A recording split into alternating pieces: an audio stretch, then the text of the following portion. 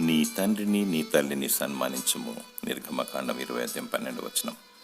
తండ్రి ప్రేమ కనబడదు, అది అర్థం కాదు. ప్రేమ, అనురాగాలు, ఆప్యాయతలు, అనుబంధాలు మధ్యతరగతి లేక బీదవారి మధ్యలోనే ఎక్కువగా కనిపిస్తుంటాయి. నాన్న చాలని బ్రతుకుతో కుటుంబ భారాన్ని మోస్తూ ఏ లోటు లేకుండా కష్టపడి భార్య బిడ్డలను పోషిస్తున్నప్పుడు తన కష్టమంతా మర్చిపోయి తృప్తి చెందుతూ ఉంటాడు. కన్నబిడ్డలు ఇతరులకు సరిపోల్చుకుంటూ ప్రక్కింటి వారిని చూడు, వాళ్ళ డాడీ ఏ కొదువ లేకుండా పోషిస్తున్నాడు, వారికి కార్లు, బంగ్లాలు, ఆస్తి సంపద ఉన్నాయని తండ్రిని నిలదీస్తూ ఉంటారు. ధనం కన్నా మాదిరి ప్రాముఖ్యమైనది. కష్ట సుఖాలు ఎరిగిన వాడు ధన్యుడు. చాలాసార్లు నేను గొప్ప కుటుంబంలో పుట్టి ఉంటే ఎంత బాగుండును అని అనుకుంటూ ఉంటారు.